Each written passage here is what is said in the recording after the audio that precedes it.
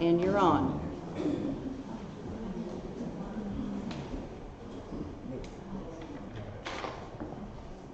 Good afternoon. My name is Alan Briggs, and on behalf of my fellow members of the board of Bald Head Association, let me welcome you. We are delighted to have you here. Before we get started, there are a couple of things Bald Head Association related that I was asked to mention.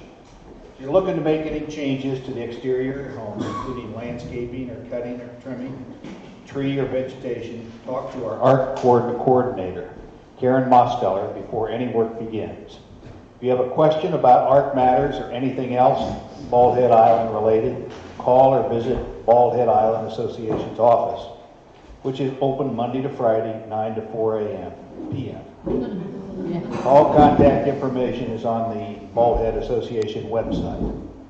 And don't forget to read the monthly Island Report newsletter. Sign up for our e-blasts like BHA on Facebook and visit the website for frequent updates. If you have ideas for new events, let BHA know. BHA board members and staff who are here, please stand up so you'll know who to notify. John, our president's back there. Carrie, John, Ann, we have more back there. Karen hiding back there in the corner. They're the ones to track down. If you have any ideas or suggestions, please do. Today's session is being presented by the North Carolina Wildlife Resources Commission, which is also known as WRC. Here to talk with us today is Becky Skiba. Becky, not this guy, who is a coastal regional education specialist, and John Henry Harrelson, a coastal regional wildlife biologist. We are pleased that their boss, Evan Stanford, back here,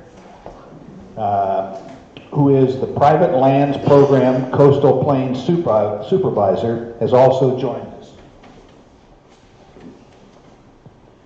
We're looking forward to hearing from them to learn more about Bald Head Island's newest neighbor, Coyotes.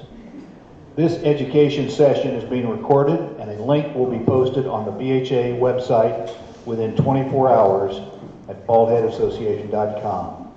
Be sure to pick up the handouts on the table in the kitchen on your way out, and if you get the clipboard that is about to be circulated,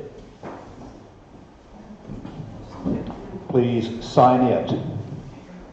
And we will send a link to today's video, an electronic version of those handouts for you, so you can send them to your family members, friends, and neighbors.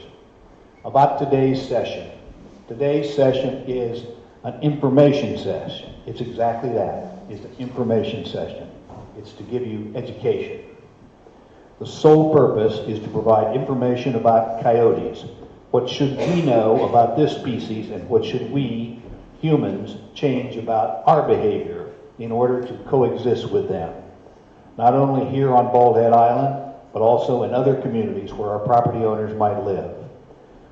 We've not scheduled any questions and answers with Becky and John after they're finished here. A limited time frame, but they'll be out on the porch for a bit, and welcome. And they are anxious to answer any questions you may have. We recognize this is a very controversial subject, and there are a lot of unknowns at this point. But we're going to request everyone here today to remain level-headed, open, and respectful to our neighbors and to the staff members, the organizations that are involved, so we can make sure that those who are in need of information can receive it. So with that, Becky and John, you have the floor. Thank you so much for having us here today to talk to you about coyotes. I brought one of my friends here, a life-size replica that was donated to us that we use for educational events. Everybody asks me what his name is. I just call him Wiley. You can name him whatever you want for the duration there. I'm just going to spend some time briefly going over coyotes, a little bit of their history, how they came here, a little bit about what they do, how they behave, and then I'm going to turn it over to John Henry, who's going to go over some more of the specifics on management. So if at any time you can't hear me because I've dropped the mic somehow or I'm in the way, just, give me a nice sign and let me know. So some of the things that we're going to be talking about with coyotes is where did they come from originally and how did they get to North Carolina? We're going to talk a lot about that expansion eastward. How do they affect us and other species that live in North Carolina currently? And what are some ways to manage coyotes or also just to learn to coexist with them or to change our behavior in response to their behavior or to help understand their behavior a little better. So coyotes originated west of the Mississippi River, so they were in the western part of the United States. And there was, in a lot of literature and a lot of folklore, we had conversations about coyotes as well as wolves being the top predator and coyotes being that mesopredator, that kind of middle predator that eats small rodents and meat sources, and also it's an omnivore, so it'll eat pretty much everything else. But they've been around for a very, very long time. And there are also stories of Native Americans telling stories where they have coyotes in there and the characteristics that they teach us. And I mentioned Wiley earlier, that they're very clever, that they teach us things, that they find, ways and means to make things happen. So the very first coyote that was identified by European explorer, basically Lewis and Clark, came across them crossing a river in South Dakota in 1804, and they just thought it was a different fox or a strange fox that was there. But coyotes have been prevalent in our area for a long time. This map behind me shows you a little bit of the distribution. They were originally all throughout North America. We have really heavy in here, late 1800s, early 1900s, of our coyotes that were in the western or breadbasket parts of the states. And it wasn't until maybe the 20s and 40s when they started moving their way eastward. So some of those ranges for the coyotes were natural distribution. They just started walking and expanding their range, probably in response to resources that were available, pressures from predators or other competitors for food sources, maybe just seasonality and weather or breeding. Some other coyotes that we'll talk about, some were also delivered by humans, which might have also expedited their trip eastward for us. So this is just kind of a map to show you just the time elapsed here. In about the 1980s is when we really started to notice coyotes in North Carolina. But as you can see, they have pretty evenly distributed throughout the lower 48, including up into Canada and Mexico and parts of Central America. Let's see if this will let me switch over quicker. So again, if you see here in 1980, is it still picking up? In 1980, roughly right here, we start to see some of those cooler colors moving over, just a later timeline of the expansion, but where we did have credited sightings. Now in North Carolina, we did have individual credited sightings, so like in Gaston County in 1938. And if you look at those orange counties there, that kind of shows you where we actually had people bringing in coyotes. And so that's when they were identified being there. That's how they were able to skip over several counties like that. It wasn't that they didn't like the other ones. Somebody brought them in. A lot of time it was for hunting reasons that they were brought over. So now they are very evenly distributed. So here's some over here in coyotes in the mid-1980s, and these are confirmed locations where coyotes were actually brought into the eastern part. And from 83 to 85, these highlighted counties were the ones we have, I'm sorry, the print is a little too fine for me to read, but you see we have them really far east here. And again, those were brought over for hunting, and that was before 85. And then 3 years later, starting to notice some expansion in the 90s. You see 96, 2000, and then 2003, only got one lone county there. But by 2005, roughly 2009, coyotes were throughout all 100 counties in North Carolina. So again, a lot of that was natural expansion into these areas, but sometimes they were helped. So in 2016, as you can see, coyotes are not just an animal that is unique to North Carolina. And so everybody throughout the entire United States is learning to coexist with coyotes and to live in response to their needs as well. So talking a little bit more about coyotes, I have my little replica here because a lot of people, when we talk about weights or sizes, everybody has a different idea of, what 50 pounds look like or how tall a coyote is. Typically a coyote at shoulder height is 2 feet tall, about 4 feet long. so about the size of a mid-sized dog. So if you think about a nice golden retriever. Our coyotes tend to look a little scraggly, so they look a little scrawny. Doesn't mean the coyote is diseased at all. That just happens to be the way that the meat kind of hangs on the bones. They're just a thinner creature there. And they do vary in color. So, you know, it just depends on the genes that are passed down. We have some that are even darker in color. Some that get mistaken for foxes because they have a little bit of a reddish tint on them. And some that have kind of like more of the dusky or the mottled gray or brown colorations as well. So you're actually going to see a lot of coyotes between January and March because that's mating season for coyotes. So you will see some more movement and activity soon, and you'll really be able to pick out the different colorations as they're moving around. Another thing too, our coyotes here, a lot of people expect them to have very long coats, and I think a lot of people, they see the winter coats on coyotes and assume that they're wolves.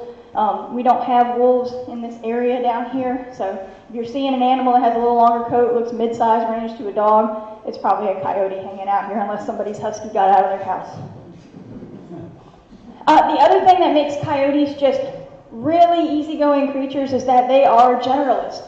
So they will live in any habitat. They're one of the few species that have adapted well to suburban, rural, and urban habitats and environments.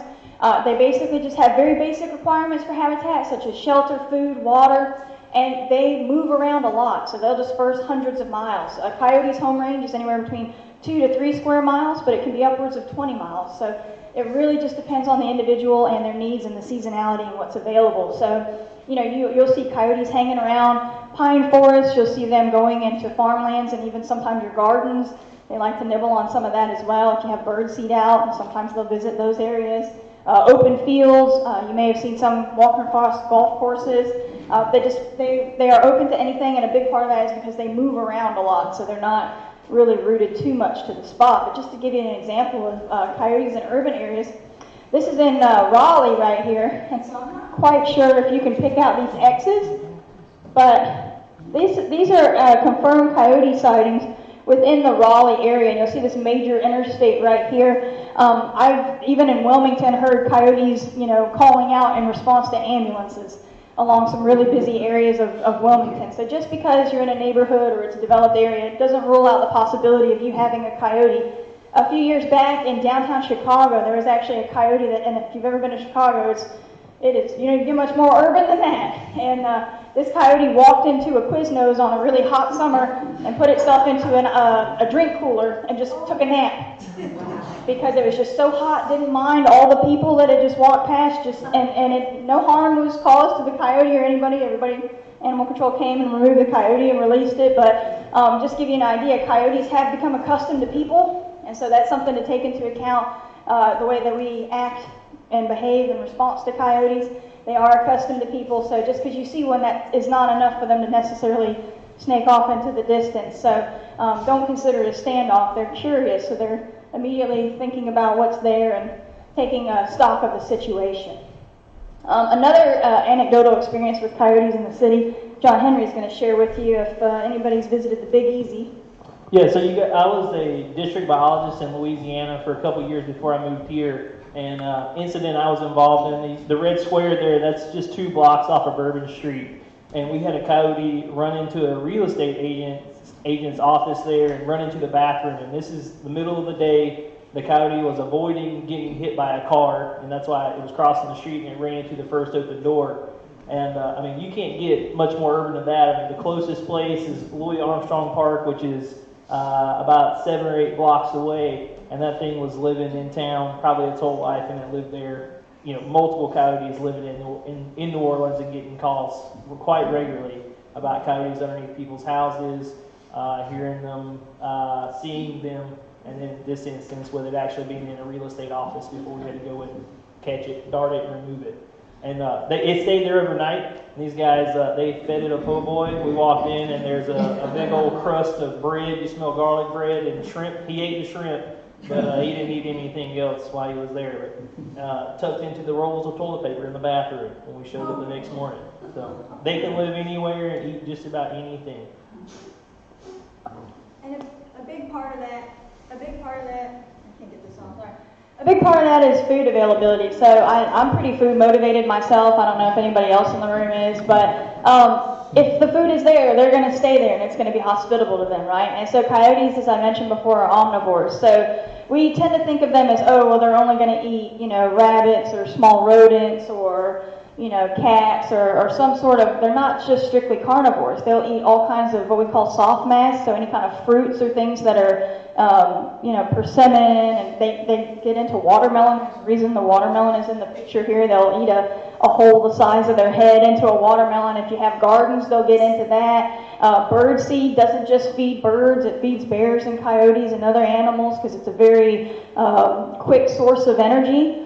Pure energy for them. So chickens, we get a lot of people that have chicken coops, and foxes aren't the only ones that are interested in them. Wild game, birds, insects. Sometimes we have a lot of grasshoppers, dragonflies, things like that. That's also a nice source of protein and food source for them as well.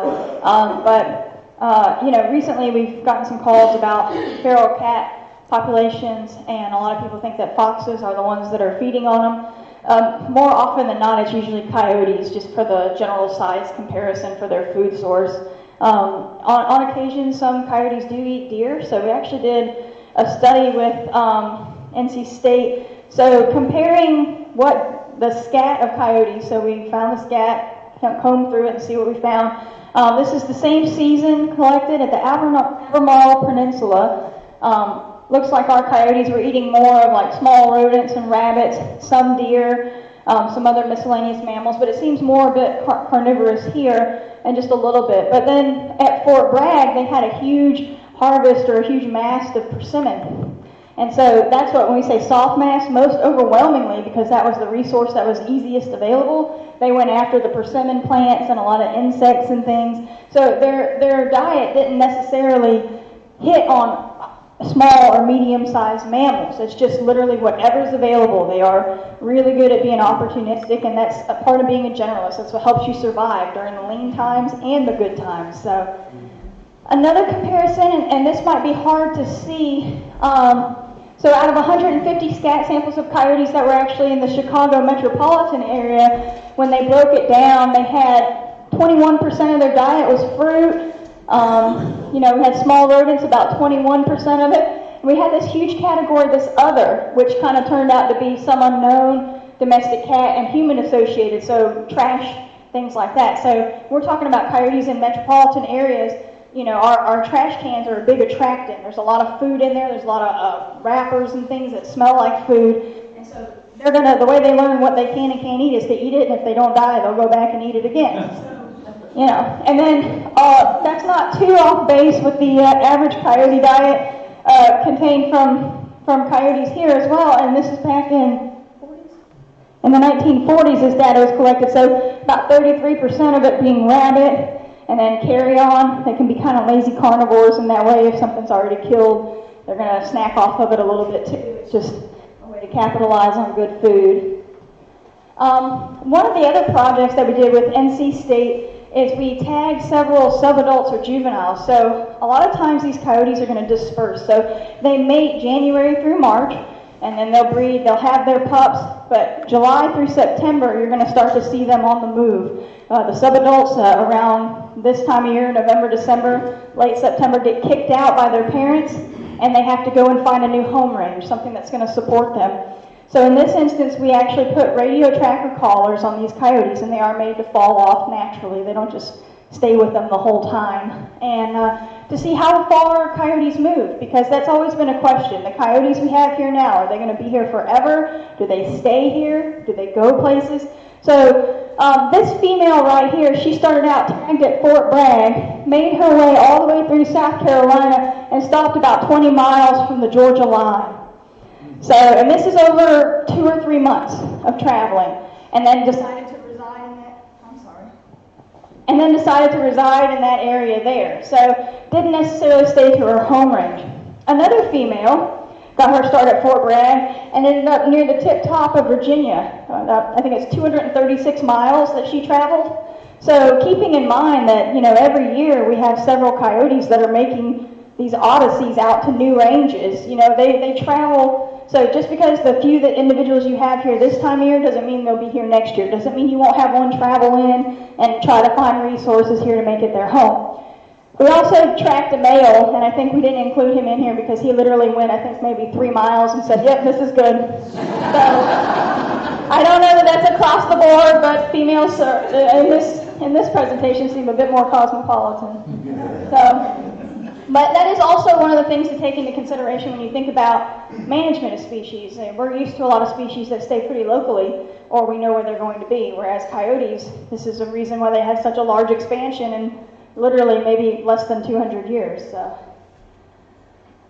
So the pack versus pair mentality. So in our pack, or in a coyote pack, usually it's the mom and dad, and then they'll have some pups, usually about 4 to 6 in a normal breeding season when everything is good, mortality is fine, plenty of resources to eat, and they'll rear those pups with them, right? And then sometimes the pups will leave at the end of the year, sometimes they'll hang around and help with the next set of pups that come around. It just depends on resource availability. If you think about it, you're going to stay where all your needs are met. Why force yourself to go outward unless you have to?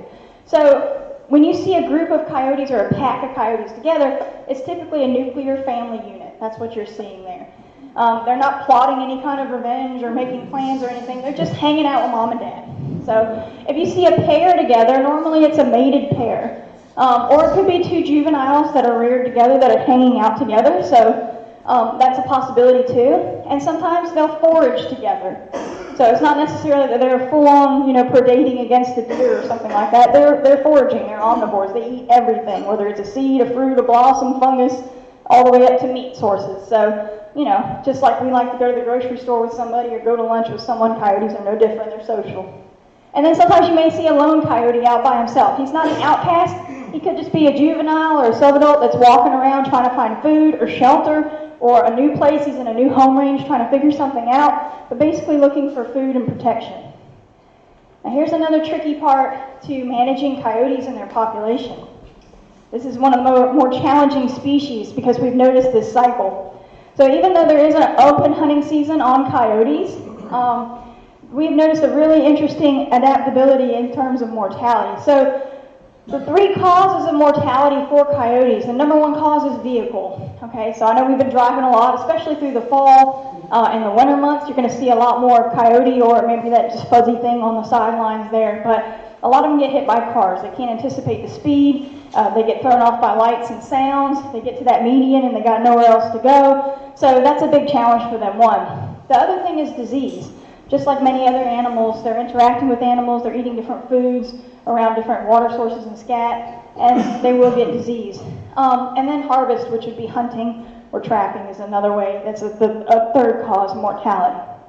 So again, a typical litter size is 4 to 6 pups, and that's usually you'll have your alpha female or male pair that are breeding. And when there's not a high mortality rate, there's a lot of resources that are around, so you don't need to produce as many pups because things feel stable. However, when there is high mortality from either those 3 causes or other causes unknown, the coyote does something really interesting in response. So with high mortality comes greater competition for fewer resources, and they can figure that. So causing that stress response there, what coyotes tend to do is they'll actually, with higher mortality and more competition on resources, they will breed and have larger litters, sometimes up to 12, 13 pups. So to try to make up the difference in the population there. So it increases the number of coyotes that are being produced into the population. So in response to, again, that high mortality, they breed more to make up the deficit there. So with that strategy for reproduction, high dispersal rates, and also being an extreme generalist if it was a person, they'd be pretty amiable. They can go with the flow, they're really easy, they do anything. That's what's made them entirely successful and able to expand between the lower 48 states. So that brings us up to John Henry, who's going to talk a little bit about some of the management. And we did mention before, but we will be around in the back porch area too to take questions, because I can see some bubbles stewing there. So just to let you know, we're not going to leave you high and dry, but we will be on the back afterwards. So I'll give it to John Henry. Thank you, Becky. So my name is John Henry Harrelson, and I'm a district biologist with the Wildlife Commission. And these are our districts in the agency across the state. I'm in District 4, so I cover all the way from Harnett County down to, you're my easternmost and I guess my southernmost and easternmost part of my district. And so we do a lot of things as a district biologist. We do population surveys of different species. We investigate why things die. We pull data from hunter harvest. We help people manage their property for wildlife, and then I spend about 7 or 8 months out of the year dealing with nuisance alligators in Brunswick and Columbus County. But as far as coyotes go, there's kind of some perceived risk and there's real risk associated with coyotes. So the perceived risk is that, you know, they're full of diseases. They're going to attack my livestock or my chickens or my dogs. They're going to have detrimental impacts on native wildlife, and that they're going to eat my kid. You know, that's kind of the perceived risk. That's the associated risk that we often get with coyotes. But what the real risk, or what you should be worried about, is habituated animals. So coyotes who are habituated to people that show a lack of fear, you know, show no fear toward people because they've been food habituated or just used to being around people in general. Your off-leash dogs. So if you got a little Chihuahua who runs around and you got coyotes around, he's going to be coyote bait potentially. Outdoor cats who free roam. In fact, you see that's a picture of a coyote toting off a cat out of a suburban neighborhood. And then, of course, you have unsecured or vulnerable livestock, which I don't think is going to apply a lot on bald heads. But all these things are preventable. You know, these are all issues that we deal with every day. We get those calls, and the first slide is what we hear. And then we get around to it, and really, this is the truth and the heart of the matter, and then that thing in red right there, that's the most important. These are all things we can control as people, all things that we can alter or change our habits to let us coexist with coyotes more. So we're going to talk about some of those perceived risks. We're going to go through each one. So the first thing is diseases with coyotes. So everyone's scared they're going to get bit by a coyote, and it's going to be rabid. And you see in the last 18 years, reported coyotes in North Carolina, reported actual positive species in North Carolina, coyotes are only 18. We only had roughly 1 per year. So you're about 3 times more likely to have a rabid cow than you are to have a rabid coyote. And you see just thousands of times more likely to encounter a coon or a skunk or a fox or some other mesocarnivore. So it's not unheard of that coyotes will get rabies. It's just not very likely that the coyote you're going to encounter will have rabies. So that should make you feel a little better. Okay, so if I do get an encounter, likely not going to have rabies. But what diseases do coyotes carry? So the number one thing that we often encounter is heartworms in coyotes. So almost every coyote in the wild has heartworms. They're not on they're not on front line. You're right. They're not on front line. Nobody's popping them the pill. You know, they have tons of parasites that live on them: ticks, fleas, other little bugs. They're crawling all over them, ectoparasites inside and outside of their bodies. On top of it, they get the mange, where you see the coyote there with the collar. They lose their hair. It's a skin condition, similar to what your dog can get. Distemper, parvo, hepatitis. So pretty much anything your normal Joe Blow dog can get in your house, a coyote can get. And instead of someone taking him to the vet, he's got to face it on his own. So it likely leads to a high mortality rate, natural mortality. So livestock damage, you know, since you guys don't have livestock, I wanted to point this out. The livestock damage is big in coyotes, especially out west, or at least wildlife related. So roughly 39 or 40% of goat and sheep losses are attributed to wildlife, and what percentage is that attributed to coyotes is pretty high. But realistically, what's likely going on is, you know, prior to us having coyotes in North Carolina, everything was a wild dog. Everything that killed my horses or attacked my sheep was a wild dog or a black panther. And so we've kind of dispelled the panther, but you can't dispel when there's canine tracks there.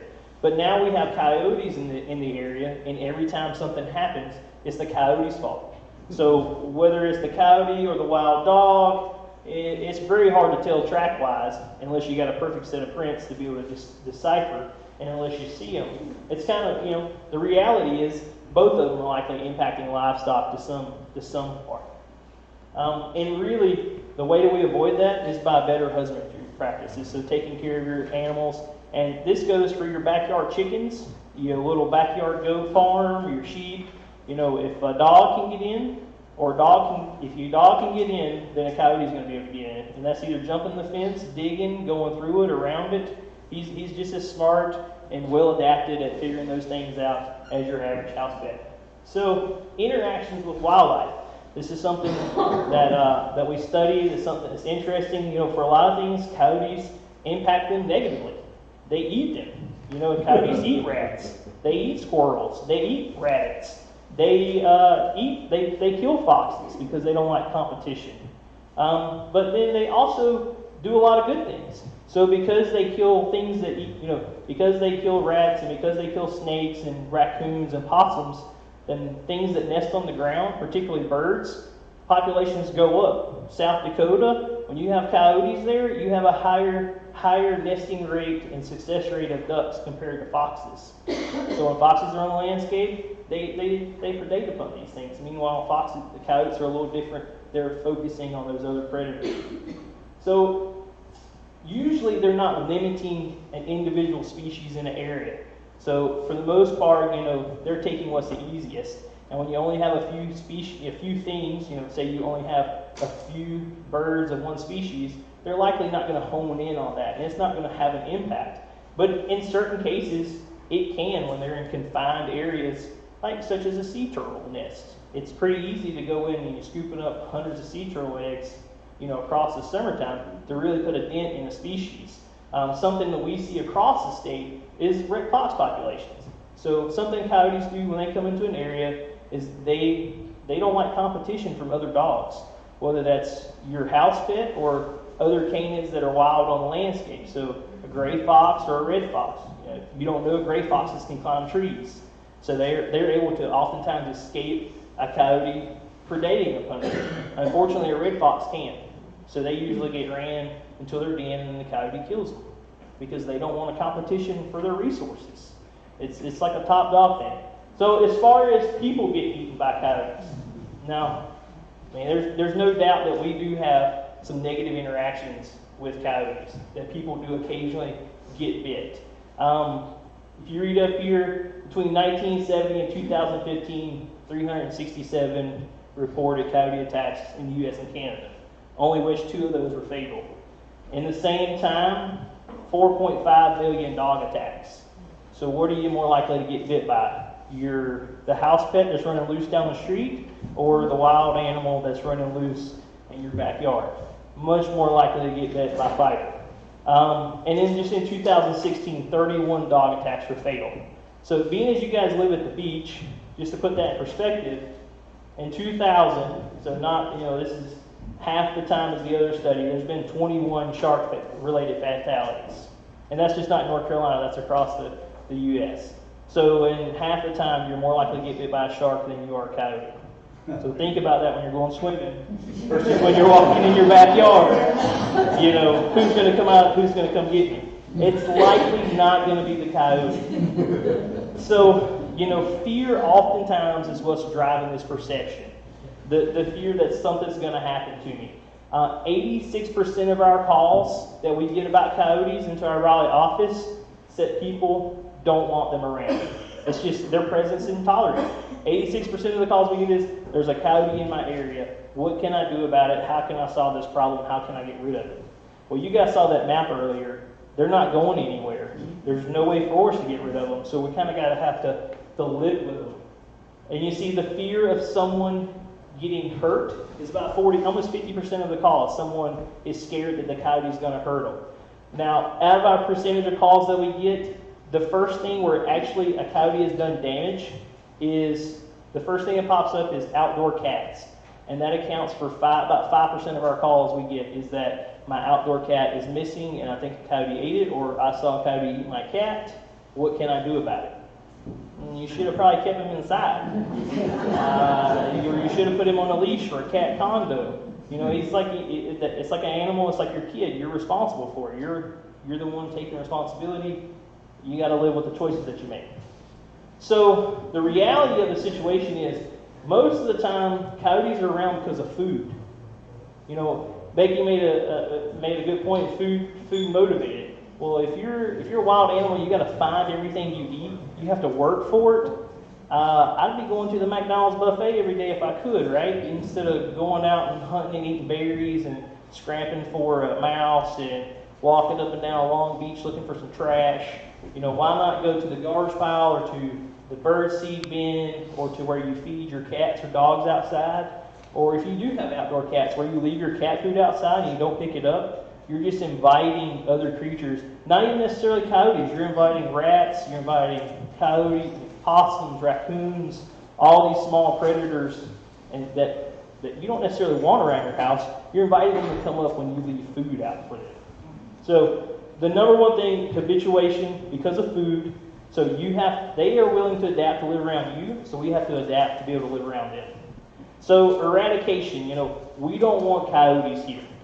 Well, really not likely going to happen that we're going to eradicate them. It takes about 70% removal annually to actually put a dent in coyote population. So if you kill one or two, you're really not making much of an effort. In fact, you saw this graph earlier right down here. The more you kill, the more they're going to reproduce. So we should take what we got. If you're really having individual issues, then you need to focus on the individual instead of the species as a whole. And we'll talk about that in just a second. So a system that's been in place across the United States for a long time is bounties. Roughly, the United States government still kills about 500,000 coyotes every year across the Midwest, usually out of helicopters. But starting in the 1900s, we devoted millions upon millions of dollars. In 1910, we devoted, I think it's like $10 million to coyote eradication. Today's world, that's about $127 million that we allocated in 1910 to just remove coyotes. And they're still there. They're in the greatest shape they've ever been in. The numbers are still there. They still have problems with coyotes eating sheep and lambs and cows out west. You can't get rid of them. So, you know, the bounties, they just don't work. And really, they're only targeting a small percentage of the population. It's really costly. There's ways for people to cheat the system. So in the end, it's better to just focus on the individual problems. And so this kind of comes around to how we manage coyotes in North Carolina and what we're doing. So it's more of an integrated approach. It can't just be a one bullet that's going to solve the problem. And really, we got to define the problem first, right? So the problem, we got back to it, is food. So how can we take care of your pet food, your trash, your bird feeders, your fruit trees, your unsecured domesticated animals? I mean, how can we take care of that? Those are all options we have to decide that we have to pick up to remove those problems with coyotes. Or maybe is it the habitat? So if you have abandoned buildings that you have around your property, if you have unsecured crawl spaces, if you have enclosed decks underneath, you know, you have your deck and have it enclosed underneath, but there's still one space for a coyote to get underneath there, he's interested in a den site and also to hunt around there. If you got growed up places around your property that encourage small rodents to live there, then you're essentially creating some food sites for coyotes. One thing I want to add to this too is if you have any pets that you feed outside or other animals that you assist by feeding them outside, if you don't bring in those food dishes, that scent and that smell of food, even still on an empty dish, is enough to attract wildlife to that area and keep them interested and keep them around until they do find the timing that you actually put your food out. So just think about that too. So we got a toolkit of how we handle coyotes, and there's the lethal means and the non-lethal means. And so most of what we use is non-lethal means. So we talk about education. That's what we're here for today. We talk about changing our behavior and how we do things. Then we talk about changing, you know, if you have sheep or lambs, what do you do with that? And then, of course, there's the lethal methods. So hunting, trapping, and then depredation permits. But the key is always to match the problem with the appropriate tool. So what is going to help us solve the issue that we're experiencing? So for education, we have stuff all over our website that talks about how to coexist with coyotes. There's information out here. You can call us and talk to me personally. You can call my supervisor. You can call our education specialist. We all talk about coyotes all the time. In education, of course, if you know more about the situation with anything, you feel more comfortable, living with it once you learn about it. Number 2, the modifying human behavior. So what Becky talked about, removing those attractants, taking your dog on a leash when you go for a walk. So if you have a small dog and you're concerned, I wouldn't let it off the leash if it was me. I would keep it on a leash. If I saw a coyote and I was concerned, reach down and pick your dog up. I don't think the coyote is going to bum rush you and snatch Fluffy from your arms. The likelihood is very, very slim, So if there's a true concern there's things we can do to help that. And then the modifying habitat. So that was what I was talking about. If you have openings underneath your house where a coyote could den, closing those up. If you have a building of some sort that an animal could get underneath, close up those exits and those entrances so it removes that temptation of them wanting to den there or go there and look for food. So something else that we get asked about is the dog is fixed. So if you're really keen on letting them run loose, you can invest in a $50, $100, $150 vest for your dog, and whether it works or not, it's pretty, but whether it works or not, I don't know. So it kind of gets us around to the lethal techniques. So what happens when, coexisting with a coyote just isn't going to work? We've got to do something. We're at the end of our leash. We picked up our food. We're still having them around. I'm scared for my life. Hunting and trapping, we're not going to remove every coyote. It's just not going to happen.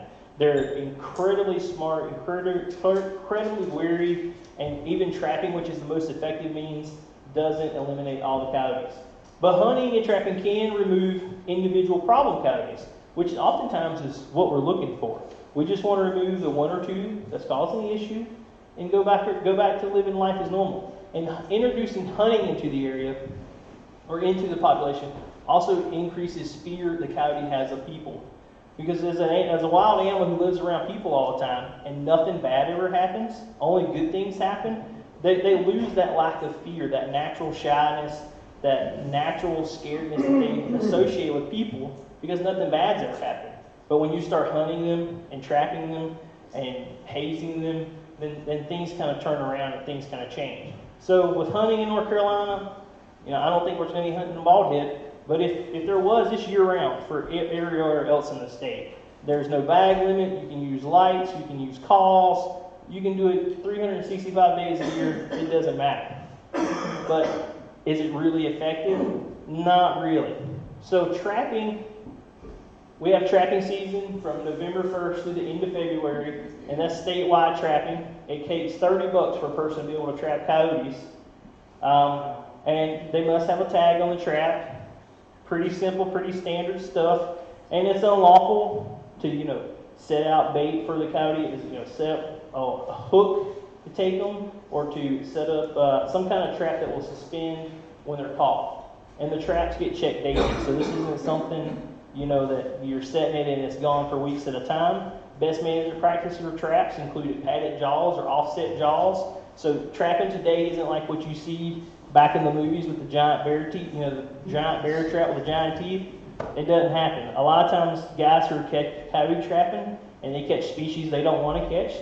So like your dog, like a fox that the landowner wants to turn loose, or a coyote, or a bobcat or something of that nature, they can usually turn that animal loose without any harm to its leg, including a foothold trap, because the traps have padded jaws that are offset so it doesn't close all the way. In addition to swivels that let the animal rotate and it doesn't tweak their arm or pull it out of socket. So we talked about hunting and trapping. The other option for removing problem animals is a deprivation permit. And this is focused on removing an animal that's causing specific damage. And it can be usually issued outside the regulated trapping season. So deprivation permits allows you to commit essentially an unlawful act. When we issue it for people for deer, it's because deer are mowing down their crops, and so they're removing deer from the area to allow their crops to get up high enough to sustain that damage. Same thing with coyotes. If you have a coyote who's in your chicken coop, or a coyote who's eating all your sea turtle eggs, or a coyote who is coming around your house all the time and digging underneath your porch and underneath your den, underneath your house, and you can't get rid of them, then we can trap them outside of season through a permit and through a licensed trapper. So there's a lot of things that a lot of sources for help that's out there. So there's online sources where we have technical guidance, and we have those things printed out here for us. On top of that, you can call our wildlife helpline that's listed right here. This number, so Monday through Friday, 8 to 5, there are 3 professional biologists who are sitting there in Raleigh waiting to take your calls, who will point you in the right direction, who can answer most questions. I mean, these girls, I think they're all girls still. These girls are top-notch biologists. They know what they're talking about, can handle your problems. If it gets to the point where they need to talk to the people in the field, then your questions get forwarded along to us, and we can see what we can do to help you. If you're interested in any kind of our regulations or trapping of some sort, our regulations are all online, or you can find them on our website. And with that, well, there was a question slide there at the end, but it's not there. So is there any questions? Well, I think we're going to do the questions outside.